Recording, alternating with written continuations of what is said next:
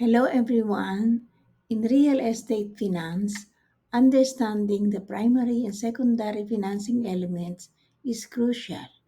We have covered factors like time, volume, property type, cost of funds, amortization period, and the amount borrowed. Now, let's explore three additional investment elements that can significantly impact your real estate investments, namely loan duration, lender fees, and prepayment penalties. I am Angelina Espiritu, an MBA graduate from De La Salle University and a former Land Bank of the Philippines professional. As a PRC licensed real estate broker, appraiser, and consultant, I'm here to guide you through every step of your real estate journey with expertise and dedication. Welcome to my channel, everyone. If you're serious about real estate success, hit subscribe to my channel and like this video for expert insights and top property picks. Let's elevate your real estate game together. Now we will discuss the first additional investment element, loan duration. What is it? Loan duration refers to the term or life of a loan. It's how long you have before the loan must be paid off. Example, imagine you're buying a rental property that you plan to keep for 10 years. If you take out a loan with a 30-year term, your payments will be spread out over 30 years. But if your loan term is only 5 years, you'll either have to pay off the entire balance after 5 years or refinance. A longer duration might be better for a long-term hold, while a shorter duration could work if you plan to sell or refinance quickly. Illustration. What is a long-term investment? To illustrate with an example, you buy a house to rent out for 20 years.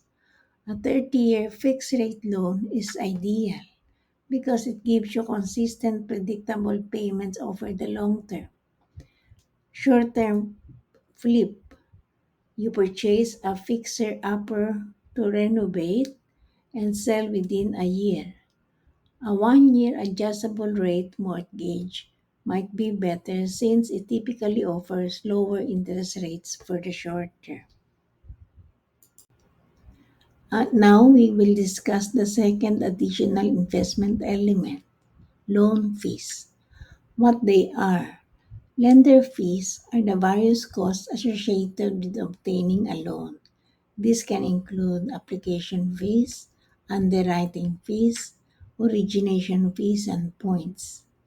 To illustrate with an example, let's say you're applying for a loan to buy a condo. The lender might charge a 1% loan origination fee. If your loan amount is $200,000, this fee would be $2,000. Additionally, there might be an application fee of $1,000 and an underwriting fee of $1,500. Now, comparing one lender with the other, you get quotes from two lenders. One offers a lower interest rate but has higher fees, while the other has fewer fees but a slightly higher rate. By comparing the total cost, you can choose the option that best fits your budget and investment strategy.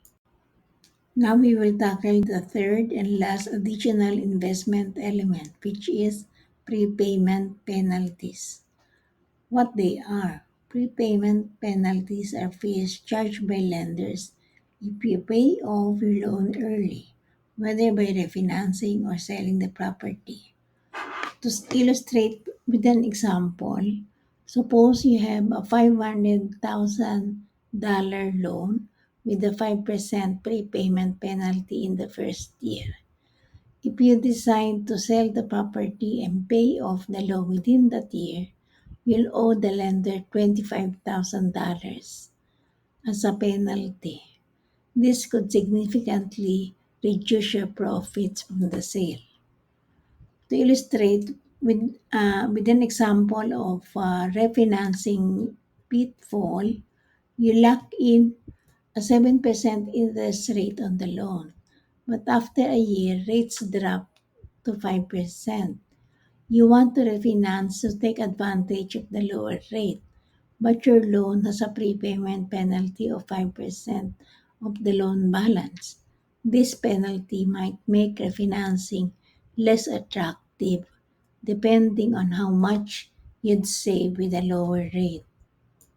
Summing it up with the conclusion, these three additional investment elements, loan duration, lender fees, and prepayment penalties, are vital to understand when financing real estate investment. Whether you're planning a long term hold, a quick flip, or something in between, knowing these elements will help you make informed decision and optimize your investment strategy. Always consider them alongside your investment objectives to ensure the best financial outcomes. Do you have questions or need personalized advice? Feel free to reach out through the contact details in the description below. I'm here to help with all your real estate needs. Thank you for watching, everyone. Do you want timeless insights for every real estate season? Subscribe to my channel and like this video for expert tips that never go out of style.